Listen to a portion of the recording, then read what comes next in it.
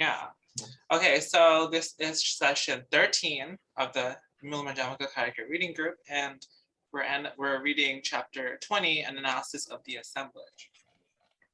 So I'll start by reading from the commentary. In this chapter, Nāgārjuna returns to the relation between cause and effect.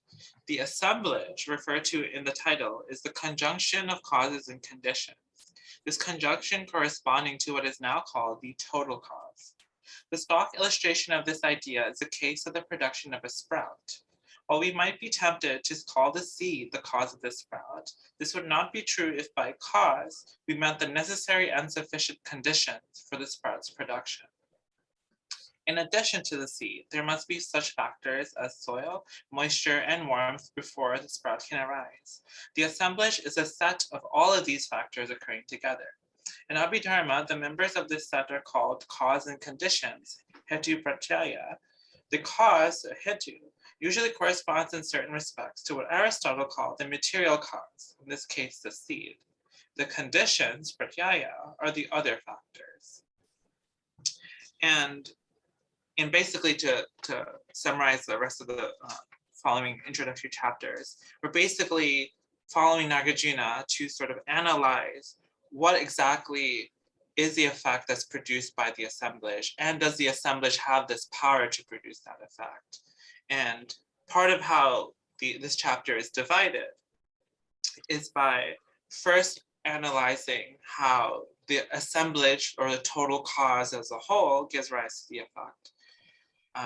The second part is refuting the idea that there's a special cause within the assemblage that does the causal activity. And then, after those two analyses, concluded that neither do the effect nor a special cause actually produce the effect, and neither assemblage nor cause, and hence effect, are ultimately real. So, before we get into the verses, I actually have a general question for y'all. So here, it's mentioned that hetu typically refers to what's considered in Aristotelianism as material cause. What about the other schemes of causality provided by Aristotle? So like formal cause, efficient cause, and final cause. Do you think those fit in here as well? Maybe as part of the total conditions? I don't know. So, so the four causes are the material, formal, efficient, and the final, right? So the final cause is really the telos. It's not really the cause. It's like the sense of why in the sense of the like dative sense of why, like for the sake of what. So that wouldn't be part of the cause and conditions.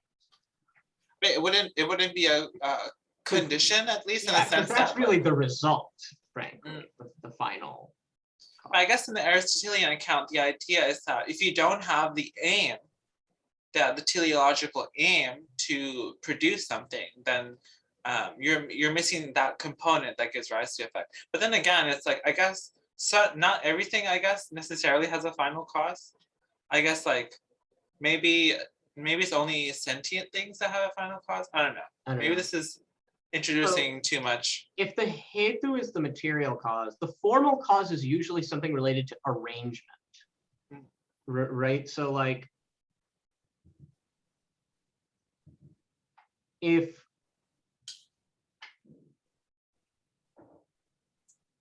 we take, for example, like a child's birth, the material cause would be like the embryo, but or like, you know, whatever, the fetus, I guess, of a child being born, of like a child.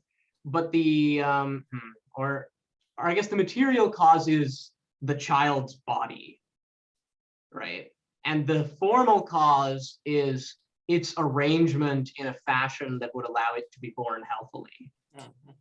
And the efficient cause would be its parent. And then the teleological cause is to grow up into a flourishing human being, I suppose. So I guess maybe in these, the formal and efficient causes might be part of the causes and conditions. Yeah, that's what I was thinking. Like if you think again, okay, like for a sprout, if the seed is the material cause, and the seed's health, I guess, maybe, which itself then is influenced by the presence of other things like water and so on, right? So the formal cause of the sprout is the seed's health, which is itself an effect of the material, of a set of material causes, things like water being present, warmth being present, etc. Those fit into the conditions too. And then the efficient cause is it's being planted in the soil, right? Like it's being placed there because that's it's like the thing that interacts so as to be the agency of the eventual sprouting is the efficient cause. The kind of procedure. Yeah, the procedure, yes, exactly. So the planting. So maybe those would fit, yeah, as part of the conditions, maybe. Yeah, final cause is kind of weird. Yeah. Cool. So I just asked that just to wonder what you guys thought of. Okay, so if we go right to the text. Verse 1. If the effect is produced by the assemblage of the cause and the conditions, the effect exists in the assemblage, how will it be produced by the assemblage? So, and I guess like before we get too far into this, I did think about how, and the commentary refers to this too, that a lot of these reasonings are actually very similar or identical to the reasonings found in chapter 1, where we also analyze causality. The distinction being that chapter 1 sort of investigates the arising aspect of causation, so the arising of the effect. Whereas here, we're sort of analyzing with chapter 20, the sort of the production of the effect. We're actually analyzing what it is that gives rise to that arising effect. And so it seems like if we want a sort of comprehensive refutation of causality, you think chapter 1 and 20 together. They sort of deal with those two important aspects of causality. And when you have those two together, you have a very, I think, robust idea of causality from a Madhyamaka point of view. And I think we kind of understood that when reading the first chapter, because I remember when we discussed it, we did think about it from both sides and saw how the arguments, apply both to the cause as producer of effect and effect as produced by the cause. Yeah, it definitely seems like you can basically implicate either chapter with either one. It's just, but then you can focus on one to, really get into the nitty-gritty details. But definitely, I mean, a lot of the same, not even between the chapters, but between the verses in this chapter, there's a lot of it basically is broken down to whether or not the effect is in the cause or the effect is out of the cause. It's basically like you're seeing a lot of these views being proposed and then refuted as basically being sort of multiples of this elementary concern of like, is the effect in the cause or is it independent of the cause? And this basically, the text refers to two views. You might actually know a little bit more about this, who actually held these views. So the view of causation designated by Satkaryavada, and then there's Asatkaryavada. So are these from like prevalent Hindu schools or Indian schools? Satkaryavada is Sankhya. Okay. And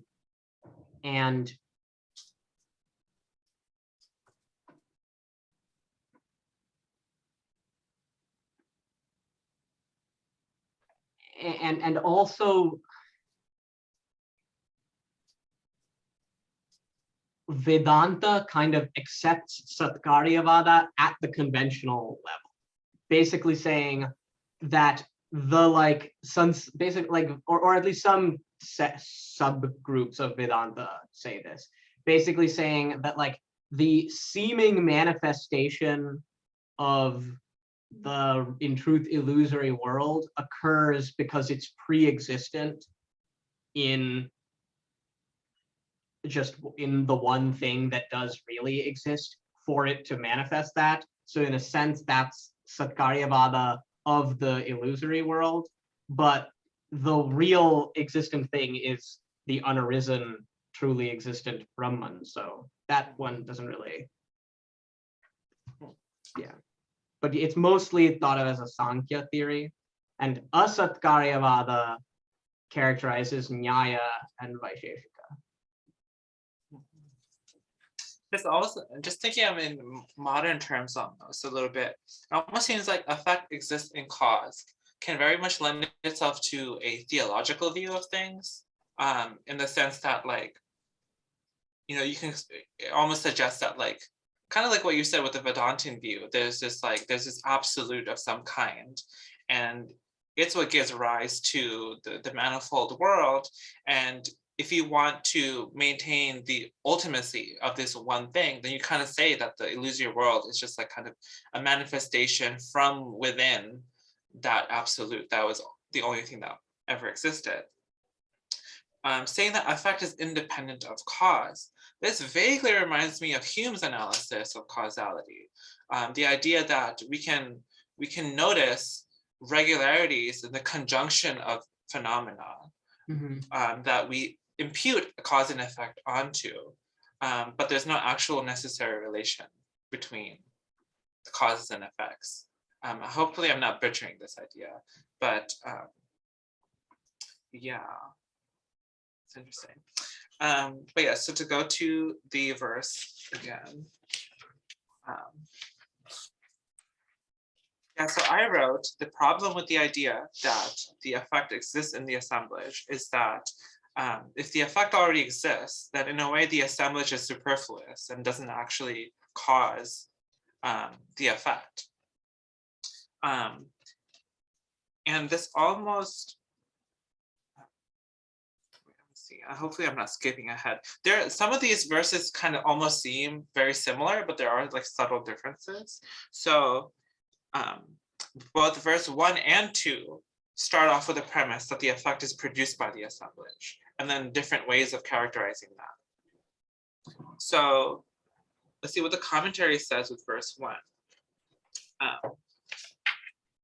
To say that the effect exists in the assemblage is to affirm Satkaryavada, the view that the effect exists in an unmanifest form in its cause. The argument here is that in that case, we cannot say that the assemblage produces the effect. In order for something to be produced, it must come into existence at a particular time, the time of production. If the sprout already exists in the assemblage, of seed, soil, moisture, warmth, etc., then we cannot say that these produce the sprout. For if the sprout already exists, then they cannot bring it into existence. That sounds pretty self-explanatory. Verse 2, if the effect is produced by the assemblage of the cause and the conditions, and the effect does not exist in the assemblage, how will it be produced by the assemblage? So here we move from a Satkaryavada position to a possible Asatkaryavada position. And this runs into the problem that the specific cause that we identify is actually irrelevant to some extent. Because if the effect does not exist in the assemblage, then it begs the question, what is the relationship between this particular set of causes to this particular set of effects? And if there's no necessary relation, why cannot it be the case that all of these other factors that we haven't been considering as a cause, why can't they also be a cause? Because they equally have no meaningful relation to the effect if the effect is not in the assembly. And the Abhidharmika Buddhist response to this would be to say things have particular causal powers, what here they translate as causal character or causal capacity. Things have particular causal capacity, which is to produce a certain effect and not another effect, thus involving some kind of transfer, right? Because it's a capacity to produce specifically this thing, not some other thing. And hence that capacity is a relation between both the thing with the capacity and the thing that's produced by the capacity, since it's produced specifically by the capacity. So there's almost like Nāgārjuna talks it as giving its causal character to the effect. And this is the Abhidharmika way of trying to explain Asatkaryavada and why there are distinct and specific causal relations, even though the effect doesn't exist in the cause. It's by saying a causal capacity exists in the cause that is given to, in a sense, directly connected with a particular kind of effect, after which the cause ceases. But Nāgārjuna takes issue with this too, of course. But that still fulfills that Satkaryavada in the sense that there's a causal power, but still the effect is independent of that very cause. Mm-hmm. So could you say that if Satkaryavada, maybe this is too generalizing, if Satkaryavada is typical of sort of Vedantic schools, and maybe some Buddhistic schools might prefer a Satkaryavada? I don't think that any. But it's not necessarily. No Buddhists prefer Satkaryavada. Satkaryavada is characteristic of Sankhya, and Asatkaryavada is characteristic of Buddhists. I mean, that's what I was asking. Maybe I misspoke. Oh, I misheard you then. Oh, Yeah, it seems like Satkaryavada does almost it does seem to lend itself to some kind of theological implication. Which is why I thought it's pertinent to a Vedantic view. I misheard you. Satkaryavada is a bit more, I guess, for lack of a better word, secular or atheistic account. You don't have this sort of ultimate thing that gives rise to everything else. You more so have this sort of succession of things. Which is why I sort of connected it to the Humean view, who was also a very secular philosopher. Okay, verse 3. So now we're sort of slightly diverging from verse 1 and 2.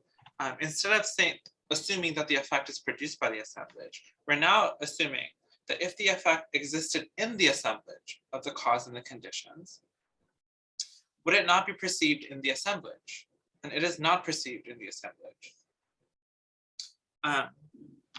So if the effect existed in the assemblage, then we should basically find the sprout already there along with the seed and the moisture and the warmth and everything like that, which doesn't make sense. We never see the effect within the total assemblage of total causes. And this is an interesting point in the commentary.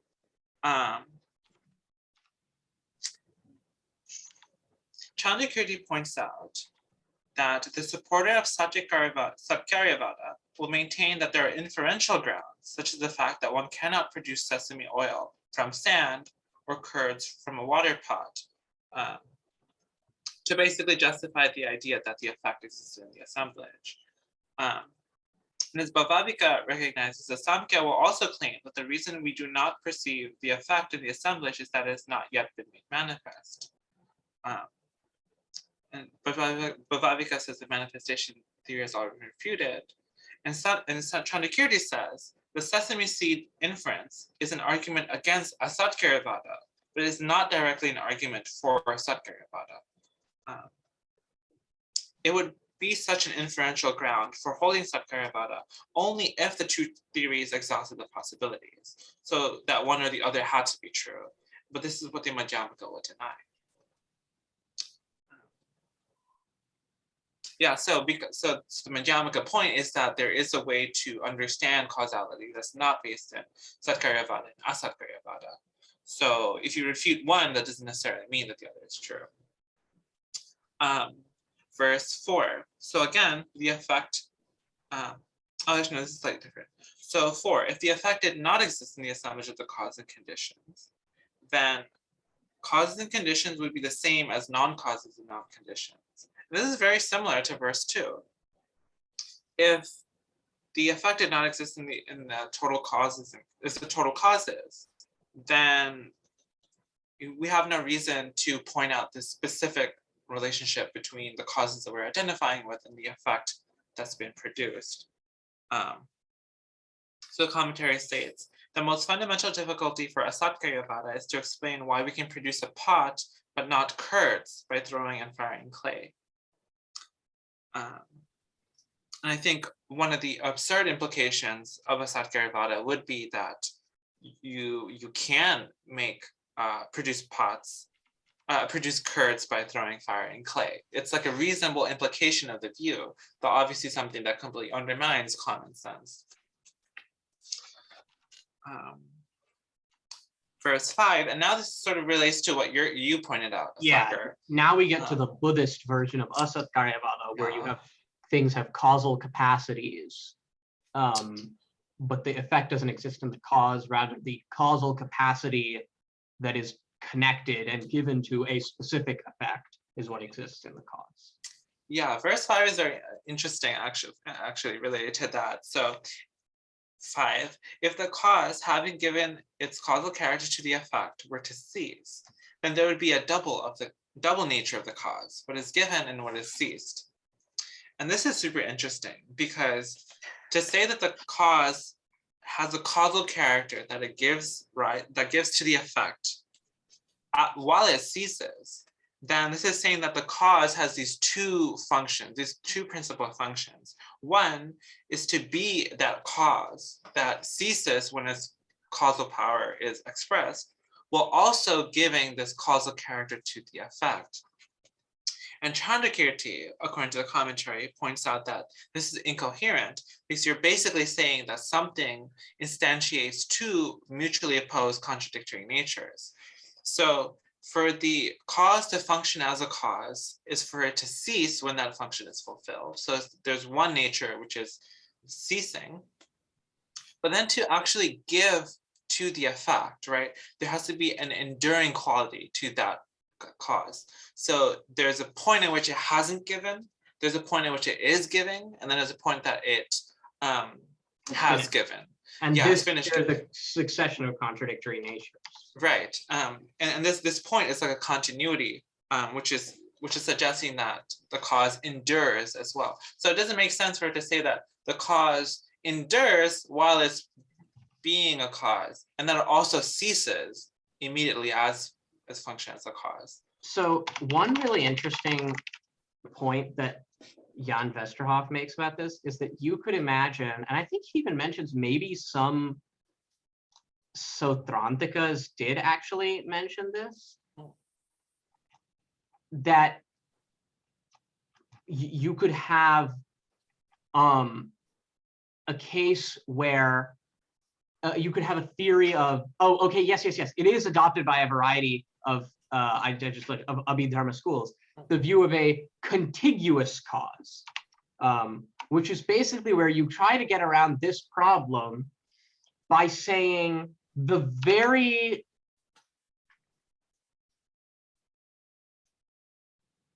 moment of the cessation of the cause is like the moment that directly touches the moment of the arising of the effect, if that makes sense. Like there's just immediately such that there's no period of time during which the cause has completed its duty of producing the effect and yet has failed to cease upon the production of the effect. At the time of the arising of the effect, the cause has ceased, and prior to the time of the arising of the effect, the cause has not ceased, but the effect does not yet exist. So under this view, at the very moment of the arising of the effect is, and thus the fruition of the thing's causal power, is also the very moment of the cessation of the cause, or the first moment when there is no more cause present. So you have this like infinitesimal slice of a duration where there's like both effect and a cause at the same time. Let me share my screen because he had a little diagram. So these dots are moments, as in these dots are the smallest possible subdivisions of time. Mm-hmm. So the cause and effect here are like touching, so to speak, in time, such that the very moment of the arising of the effect is the first moment at which there is no cause. In other words, the very moment of the cessation of the cause. So the cessation of the cause and the arising of the effect occur simultaneously under this view. So therefore, it's not actually the case that you have two contradictory natures. They're not contradictory, but rather are working mutually together since they are able to occur simultaneously under this picture. But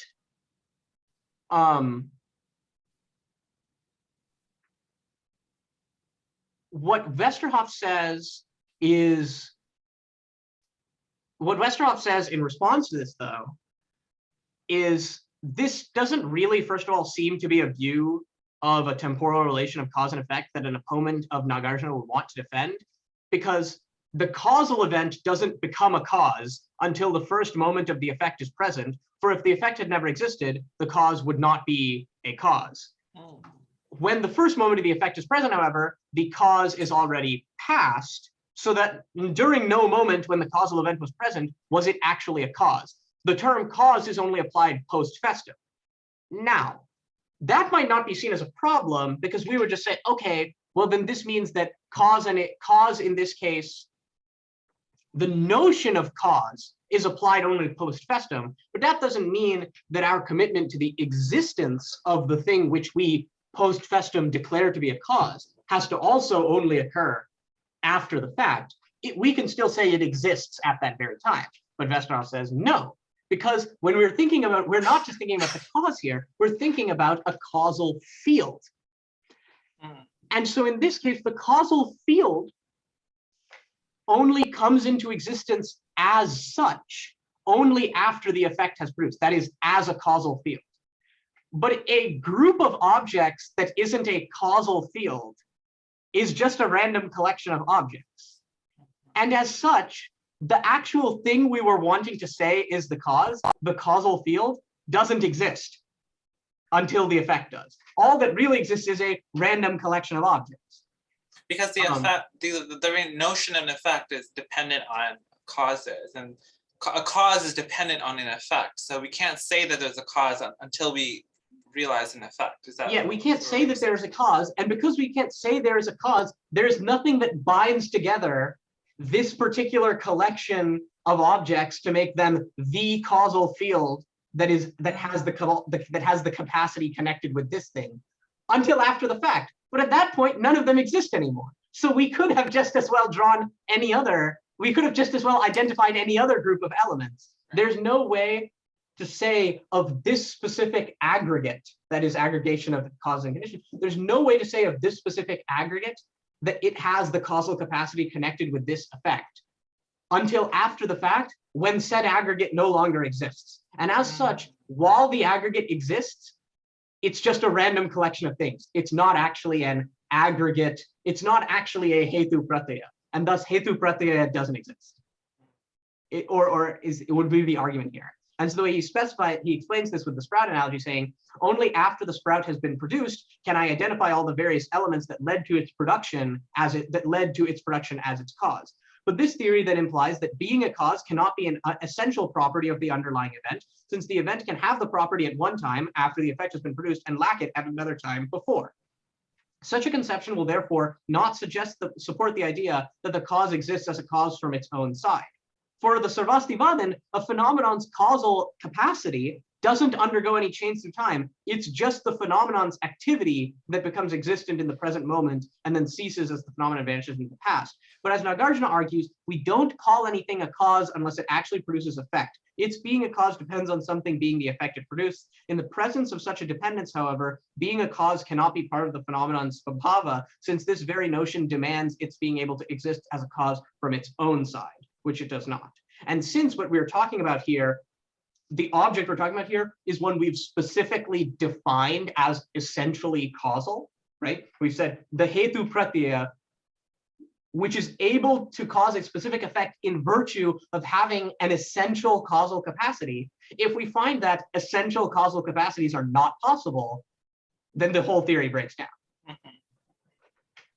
Yeah, which is basically where it seems like verses 5, 6, particularly 5 and 6, is exactly what it's trying to refute here with that.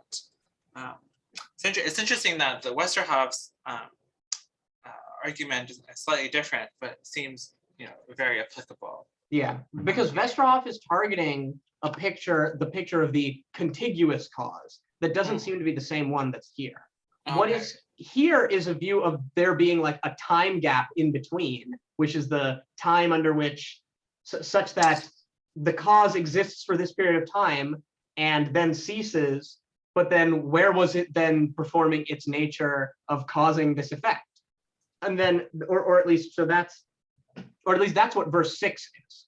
If the cause were to cease without having given its causal character to the effect would be being produced once the cause is already extinguished, would be without cause. So number 6 is a picture where you have a time gap.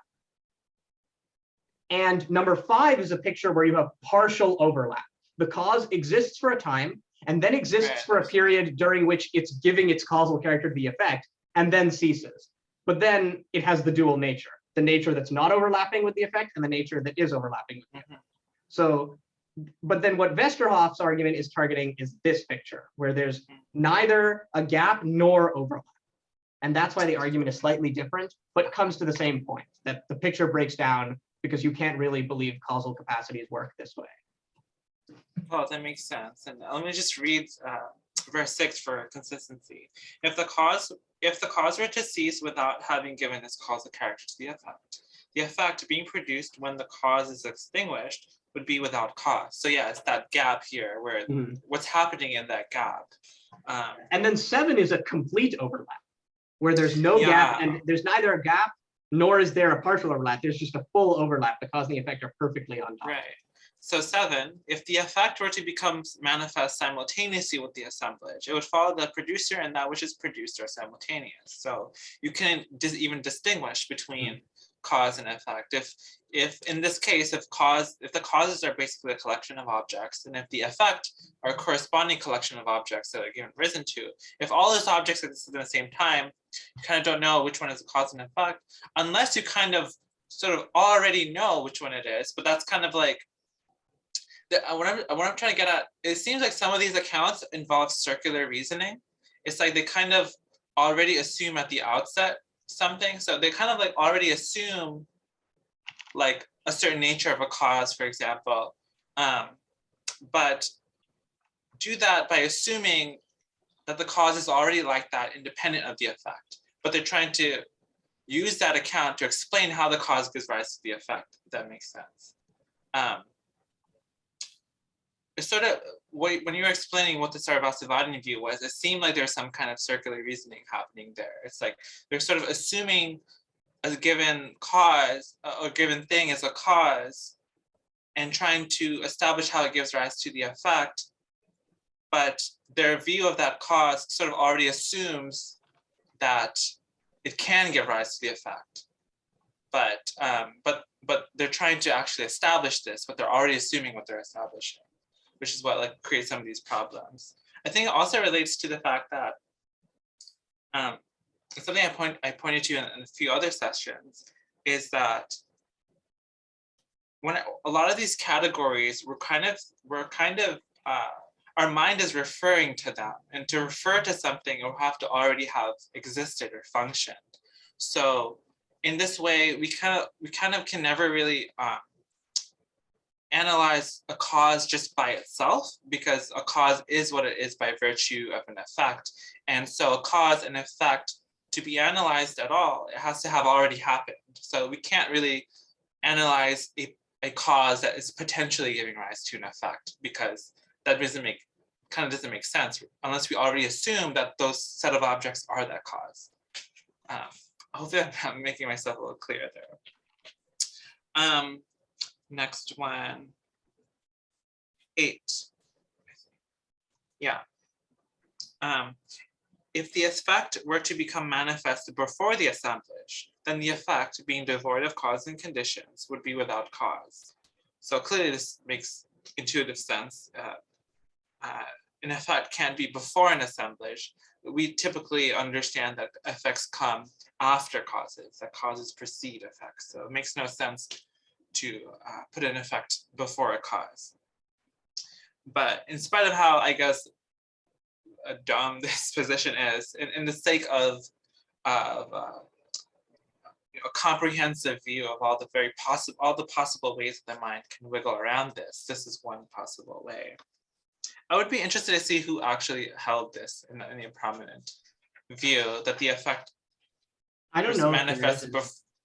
You don't know if there's anyone? I don't know if there's anyone who actually has this view. But you just sort of have to include it, I guess. The commentary does say that this is an interesting,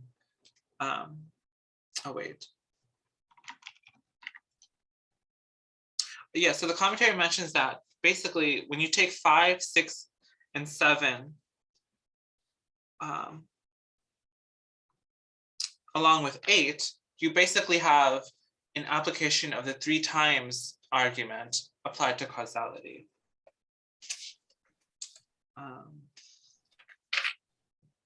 Okay, so that basically ends our particular analysis on the role of the assemblage, the total cause and condition that give rise to effect, from verse 8 to 1. Now we're moving on to the second phase of analyzing specifically causes, and in this case, a cause that we can identify as being the principal member of an assemblage. And that will run from verses 9 to 22. 9.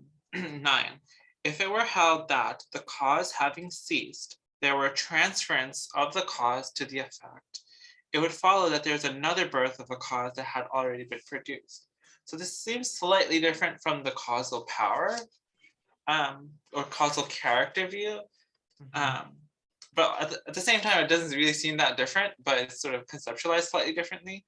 So instead of the cause having a causal power that functions after it ceases, in this case, the cause actually gives something to the effect after it ceased or while it ceases.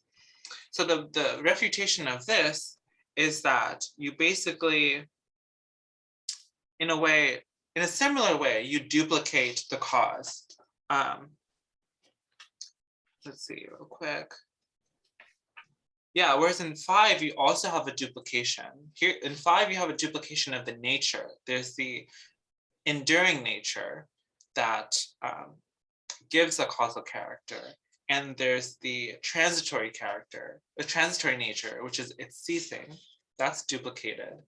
Here, the consequence is an actual duplication of the cause itself, not just its nature.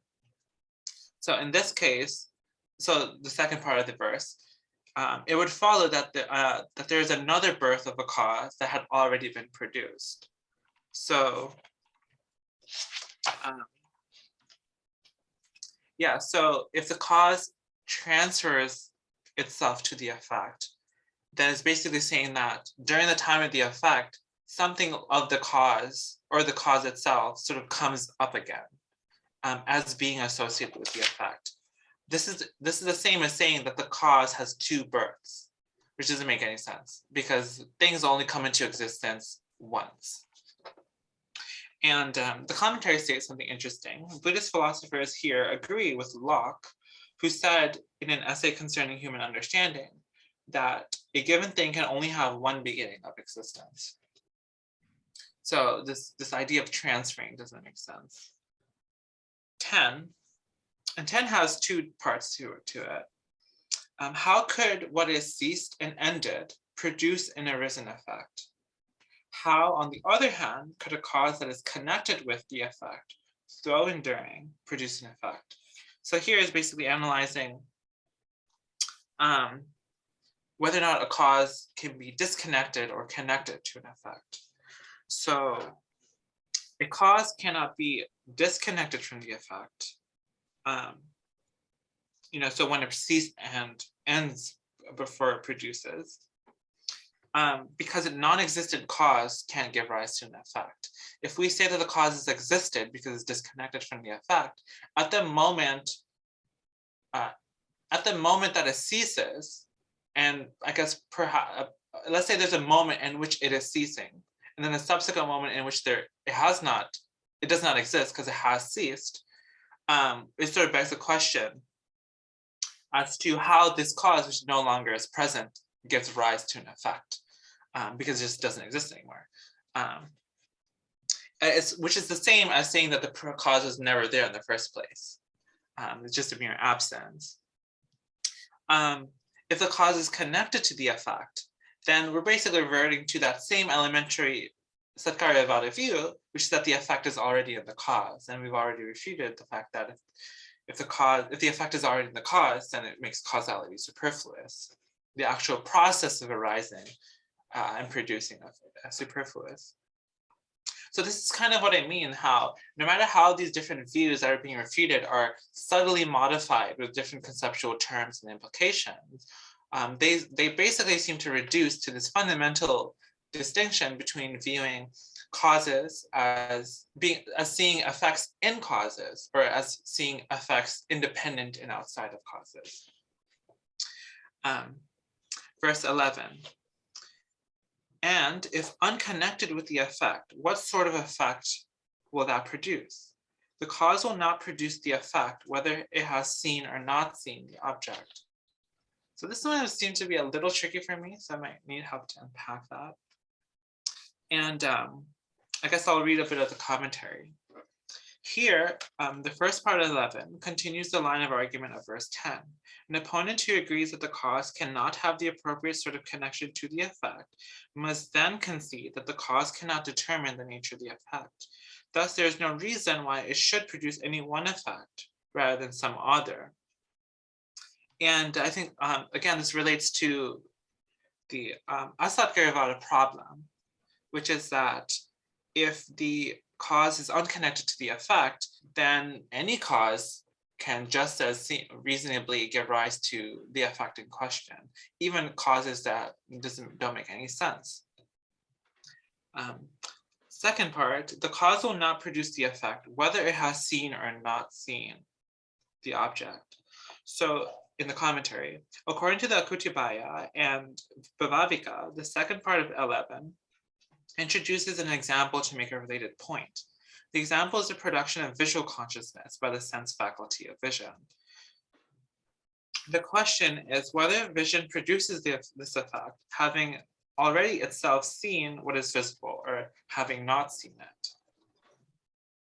If one says the former, then vision's production of visual consciousness will be production of what has already arisen, since its having seen the visible is just is an instance of visual consciousness. As for the alternative, that vision produces visual consciousness without having seen the visible object, in that case, anything whatever might be seen, regardless of what vision has come into contact with. Suppose my eyes come into contact with a patch of blue, and this contact results in a visual consciousness. If my vision produces this visual consciousness without having itself seen blue, why should the resulting visual consciousness be of blue and not of red, which is equally unseen by my vision? Well, actually, reading this again does help. Yeah, so I think what's being said, I also think it's a little bit confusing, but I think what's being said with the visual consciousness example is like, if you say that visual consciousness is produced with the seeing of the thing that's supposedly causing the visual consciousness, that is supposedly coming in contact with vision, having already done that contact, then it seems like you're producing twice, right? It's this production of what has already been arisen, because that very contact should be the arising. So then if it does it without that contact occurring, then visual consciousness could be of anything. Although actually, you know, interestingly enough, I feel like some, you know, strands of Buddhists might even say, yeah, that's fine. It does actually occur without any contact, because visual consciousness actually just arises entirely, and this would be like the certain strands of yogacharans who take all manners of appearances in the mind to be arising from past karma, also just that is also just part of the immediately preceding aspect of mind, is what karma it carries, so to speak. That what visual consciousness things arise to you is just based on what karmic aspects are present of the immediately preceding moment of cognition that preceded that visual cognition. So no contact is occurring. But then, of course, you would just ask the question, and this is, of course, I think what then, you know, for example, Maitripa's great Madhyamaka, which is his Yogachara influenced meditation view, but then adding in Madhyamaka analysis of time and of the mind, would be to then say, well, okay, you say there's no contact between some external blue thing and a vision faculty to produce the faculty of vision, but you do still think there's contact between the preceding moment of cognition and the current visual cognition. for otherwise you'd have no way to explain why that specific kind of karmically conditioned, that specific karmic conditioning leads to the arising of seeing this thing, say a pleasurable sight or a patch of blue. In order to do that, you do have to believe in such contact, but that's precisely what's being refuted here.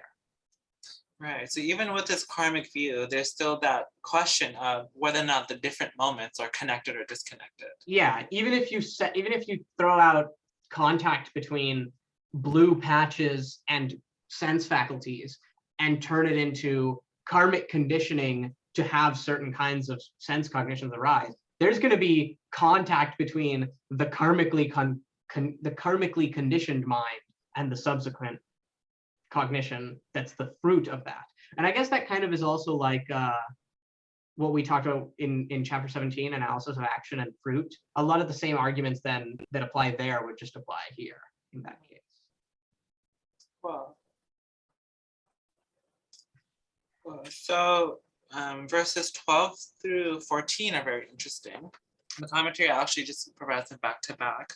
I'll kind of read them with verse 15 because 15 basically summarizes the verses 12 through 14.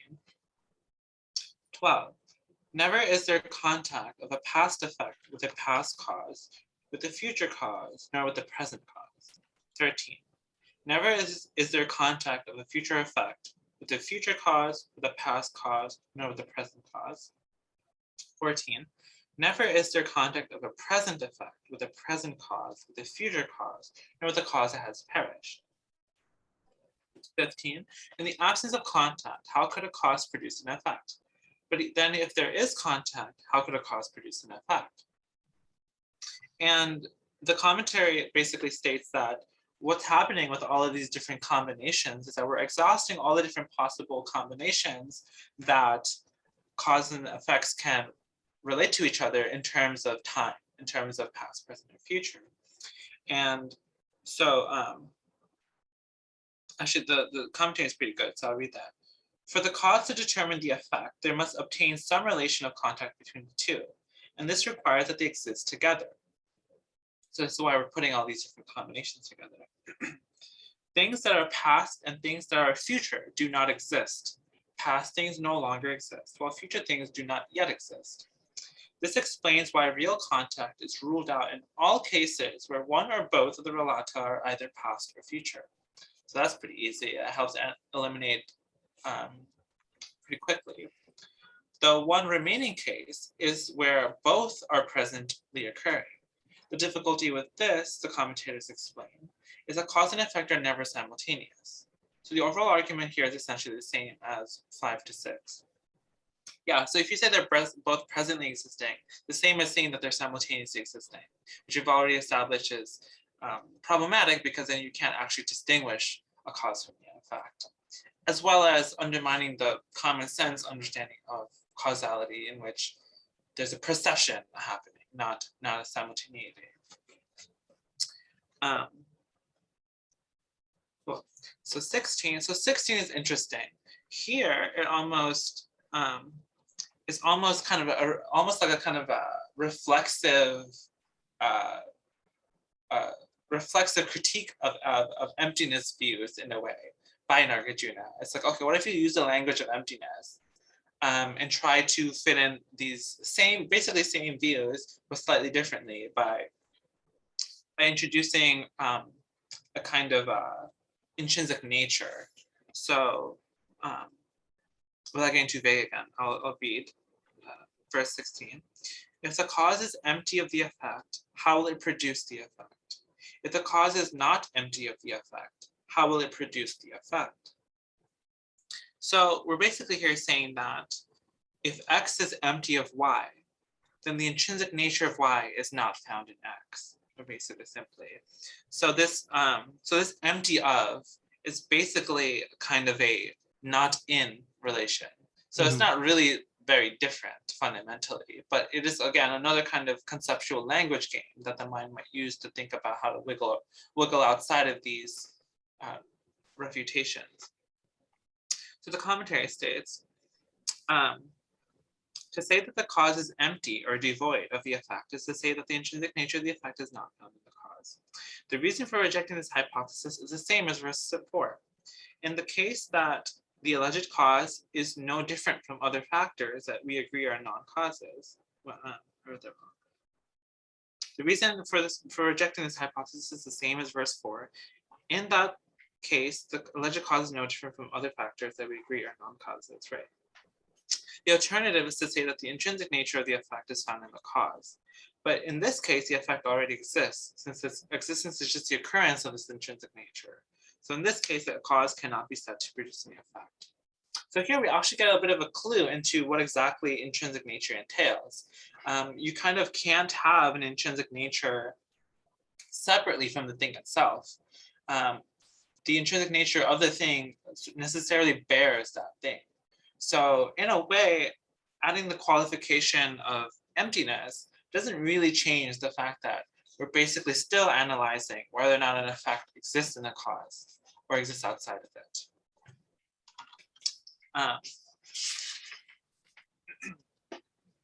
Verse 17, a non-empty effect will not arise. A non-empty effect will not cease. Being non-empty, it will be unceased and unarisen. So here is basically something that's non-empty is to say that it has this intrinsic nature.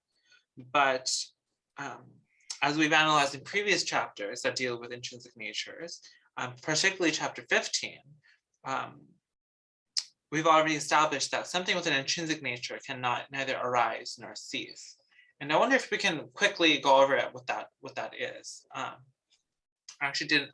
Maybe I should have referred back to 15, but an intrinsic nature cannot arise nor cease. So it can't arise because, help me out here. I mean, arising sort of assumes a condition for arising, right? Okay, so arising can be either self-arisen or conditioned arising. And if it's a conditioned arising, then it's not an intrinsic nature, because for something to be intrinsic, it has to be existent independent of causes and conditions. Otherwise, it would be intrinsic, it would be dependent.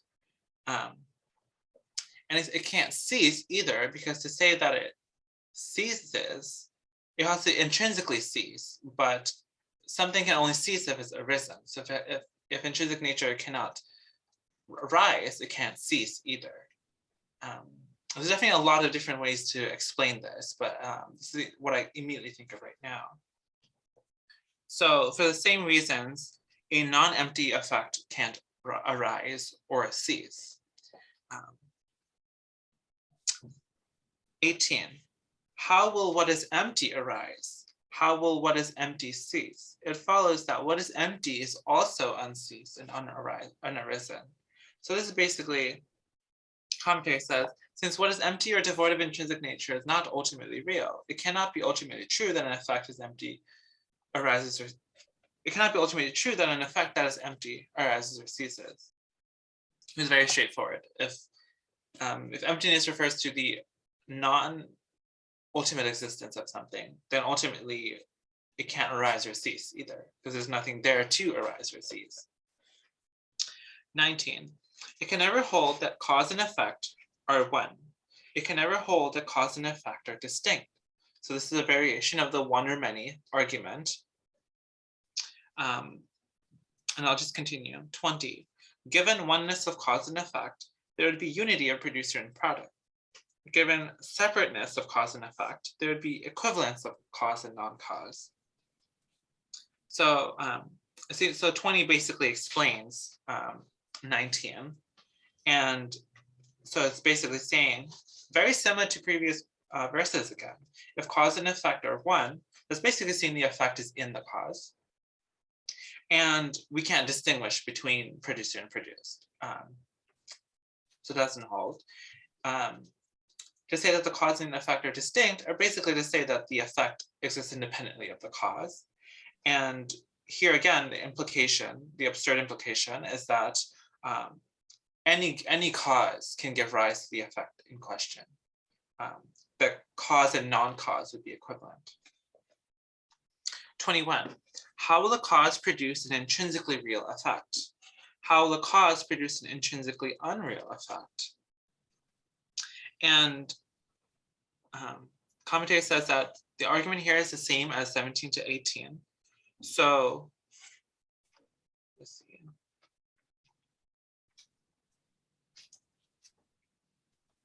Yes, because intrinsically real things can't arise. So a cause can't produce an intrinsically real effect. And a cause can't produce an intrinsically unreal effect. So it's intrinsically unreal effect. Is that kind of saying that an effect has ceased? Or I think it's saying, so it can't produce an intrinsically real effect, but obviously it can't produce an intrinsically unreal effect too, because such an effect could never be produced because it couldn't be anything, because it's intrinsically unreal. Oh, so true. I think I was over reading that. It's like, what does that mean? It's a pretty basic point. Yeah. So it's basically non-existent there. Yeah. Another way, sort of hasn't been mentioned here, but another way I sort of think about this sometimes is that only like natures can relate to each other. So only intrinsically existent things can relate to other intrinsically related things, intrinsically existent things. Only non-inherently existent things can relate to non-inherently existent things. So maybe this is not quite what 21 is getting at, but in a way, a non-intrinsically existent cause can't produce an intrinsically real effect because their natures sort of cancel each other out. But at the same time, an intrinsically real thing can't actually give rise to anything. So it sort of undermines itself completely there too. But I kind of digress there. So 22, if something is not producing an effect, it cannot be the cause. And if it cannot be the cause, whose effect will the effect be? I think that's pretty straightforward. Something has the nature of a cause only if it actively produces. No adequate account of production seems to be forthcoming here. But something can be an effect only if it is produced by a cause. Hence, there is likewise no effects. Yeah, so this is kind of an implication of 21. So if there's nothing producing an intrinsically real or intrinsically unreal effect, then there's no causality happening at all. So there's no cause here at all either. So with no effect, there is no cause, which actually does relate to, I think, what I was just saying, which is that, there has to be a similarity in nature for one thing to give rise to or relate to something else.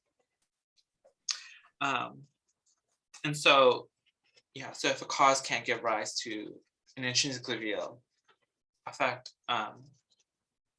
it itself can't exist. 23.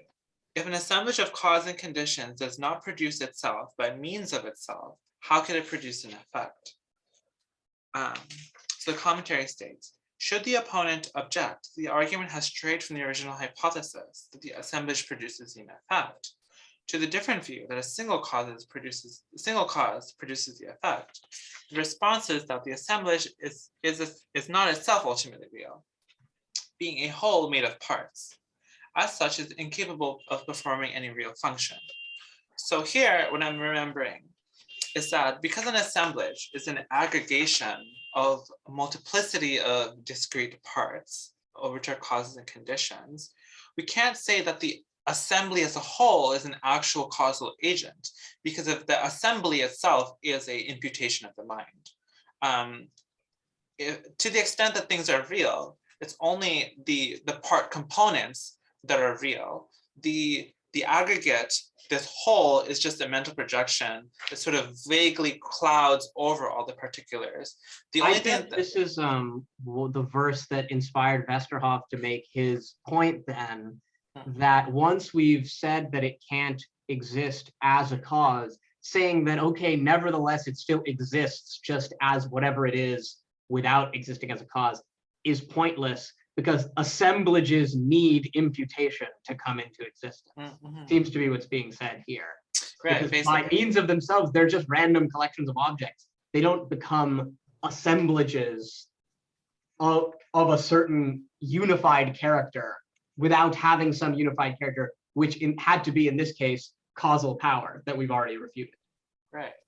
Yeah, and if the assembly were hypothetically a real thing, it kind of wouldn't be an assembly. It would be this functional part within this causal nexus. So that the nexus itself can't. It's almost like saying, like, the connections that we make between these objects is not what actually does the producing. So in a way, the hypothetical interlocutor here is trying to say, wait a minute, now you're just talking about all these individual causes. From the very beginning, I was talking about the assemblage. And sort of related to what you're saying is if Nāgārjuna is refuting individual causes, then there's no individual set of causes that can be the part of a whole causal assembly. So that's the point. That's the reason why we sort of refined our analysis to causes, stepping away from assembly for a second. When I was taught, the first time I was taught to contemplate emptiness of visual forms, the way I was taught it was to imagine things being infinitely divisible, but then further consider that if things are infinitely divisible, none of the things that you take to be the divided components of a given real thing are of a given merely imputed upon its parts, right, of an aggregate. None of the things that you take to be the parts of an aggregate are actually themselves real. They're also just aggregates. But this is the same thing going the opposite direction. It's like, we're like, okay, well, we're just trying to look at these aggregates. You're trying to bring it to the parts. If you're not looking at the aggregates with reference to the things being aggregated, there's nothing real there. But those things too aren't real. So. Yeah, you can't fill a whole jug of water with a bunch of empty cups. Yeah. You can't fill a bunch of cups with an empty jug of water. I'm not sure if that analogy works, but anyway, same point. So the final verse, 24. The effect not being made by the assemblage, the effect is also not made without the assemblage. How indeed can there be assemblage in the absence of an effect? So if we cannot establish that any of the causal parts of an assemblage, nor the assemblage as a whole gives rise to an effect, then there is no effect happening. And now we have to do a kind of sort of reflection on that. It's like, okay, well, the effect is never produced, and because an effect is only what it is because it's produced by a cause, then the cause is not established either. So neither the causal parts nor the causal assembly is established here. So basically, through this whole chapter, we go from analyzing whether or not an assemblage or any of its parts can give rise to an effect, find that no effect can actually be given arisen to, which now retroactively allows us to realize, oh, the assembly and the causes themselves are just as empty. So that's pretty cool. What we sort of end up with at the end here. So neither causes nor effects and no assembly of them are ultimately real. Cool. So that was an interesting chapter. It's a very interesting chapter for me, particularly because, like I said, I kept seeing the same thing being refuted, just on all of these slight modifications. And it's interesting, and it's really kind of one of the things I really like about the Mūlamajamaka Karika, which is it's so exhaustive. It tries to be as exhaustive as possible in all the different ways in which our mind can conceptually proliferate schemes and methods to establish this innate ignorance of the assumption of inherent existence. So yeah, do either of you have any comments before we end today? Cool. So real quick, let's see what we can read next week. I should be available next week, so I'll be there for that. Let's see. Doesn't seem like 21 is super long, but it's not super short either, because then 22 becomes around the same amount. Let's do. I'm wondering. maybe I guess we can just go on the same rate. But I've been so itching to finish this. And I was wondering if we can like put together multiple chapters, but maybe for consistency in the videos, probably good to just still do it one by one. What do you guys And think? also, it might be kind of hard to suddenly speed up. That's true. Yeah, I know. Okay. Yeah, isn't patience one of the paramitas? I should be patient with that. Okay, so I think we can do chapter 21 for next week and then go from there. So that'll be analysis of arising and dissolution, which would be cool. Cool, I can't wait until we get to nirvana. That'd be really fun. Okay, thank you guys, and I'll see you next time, whenever that is. Yep. Thank you very much. Oh, wait. Okay, let me stop the recording.